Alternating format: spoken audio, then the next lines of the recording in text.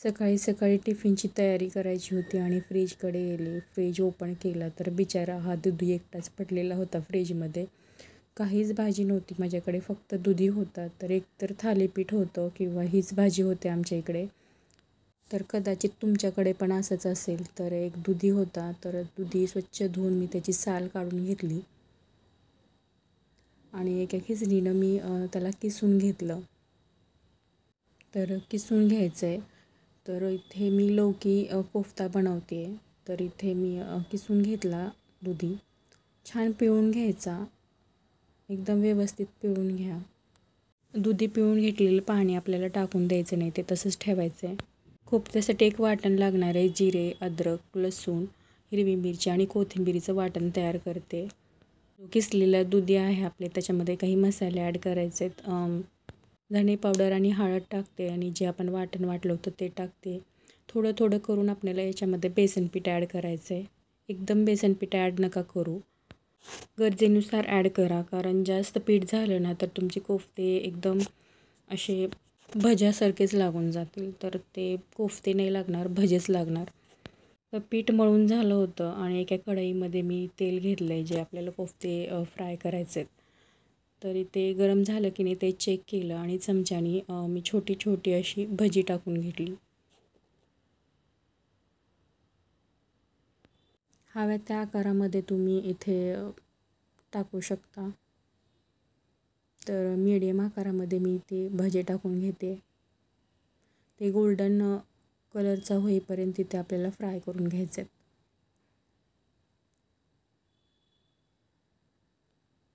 Medium flame ठेवा गॅसची. जर तुम्ही हाय ठेवलात तर तुमची जी कोफ्ती आहेत ना ती फक्त वरतूनच कलर येईल, आतून ती कच्ची राहतील. त्यामुळे आपल्याला गॅसची जी फ्लेम आहे ती मीडियम फ्लेम ठेवा. तर असे एक एक करून मी सगळीच कोफ्ती फ्राय करून घेतली आहे. थोडासा वेळ लागतो पण खरंच खूप छान लागते ही भाजी. तर नक्की ट्राय करा. तर इथे माझे सगळे कोफ्ते फ्राय करून झाले होते. तर इथे बघा, एक मी कोफ्ता तुम्हाला दाखवते. एकदम छान असा झाला होता, अजिबात कुठेच कच्चा नव्हता. तर अर्धी माझी अशीच संपून जातात. माझा मुलगा येऊन ते संपून जातो अर्धी. तरी ते मी वाटणाची तयारी केली आहे. 2 टोमॅटो आणि 1 कांदा मी चॉप केला आहे. तर एक ह्या कढाईमध्ये जे आपले खडी मसाले आहेत, दालचिनी, मिरी, जिरे, लवंग आणि धणे हे मी फ्राय करते, भाजून घेते. तर जास्त भाजायचे नाहीत आपल्याला, ते फक्त मॉइश्चर रिमूव्ह करा.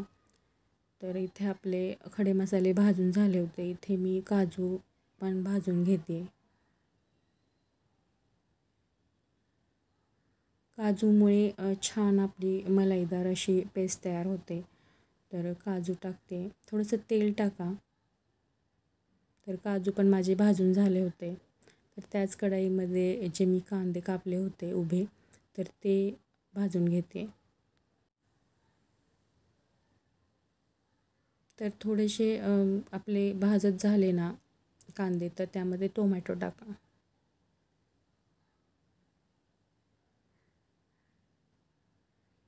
तर इथे टोमॅटो पण आपले सॉफ्ट झाले होते. तर हे थंड करायला ठेवायचे आपल्याला बाजूला. आणि थंड झाले की हे वाटून घ्यायचे, जे आपले खडे मसाले, कांदा, टोमॅटो आणि काजू वाटून घ्यायचे. तर ते वाटून झालं माझं. त्यात एक कढई घेते, कढईमध्ये थोडंसं तेल आणि एक तमालपत्र टाकते आणि जी आपण पेस्ट बनवली होती तीही टाकली. छान परतून घ्या.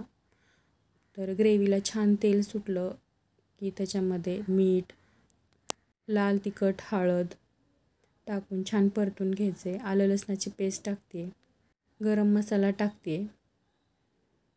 छान आपल्या ग्रेव्हीला कलर आला आहे. थोडंसं पाणी टाकून परतून घ्या. दुधीचं जे आपण पाणी पिळून घेतलं होतं तेही मी याच्यामध्ये ॲड केले ग्रेव्हीमध्ये. तर हवी तशी भाजी तुम्ही तयार करू शकता. पातळ, दाट कशी हवी तशी तुम्ही बनवू शकता. त्यानुसार तुम्ही पाणी ॲड करा एक उकळी आली की त्याच्यामध्ये आपण जे फ्राय केलेले कोफ्ते होते ते टाकायचे आणि छान उकळून घ्यायचे. ते मस्त कोथिंबीर टाका. आपली कोफ्ता तयार आहे. तर कशी वाटली रेसिपी मला कमेंट करून सांगा. व्हिडिओ आवडत असतील तर लाईक करा, शेअर करा, कमेंट करा. काही चुका असतील तर त्या पण कमेंटमध्ये सांगा. इथे मी पराठा केला होता तर त्याच्यासोबत खाली मस्त अशी मलाई टाकली त्याच्यावरती. बघूनच खायची इच्छा होते. तर चलो बाय.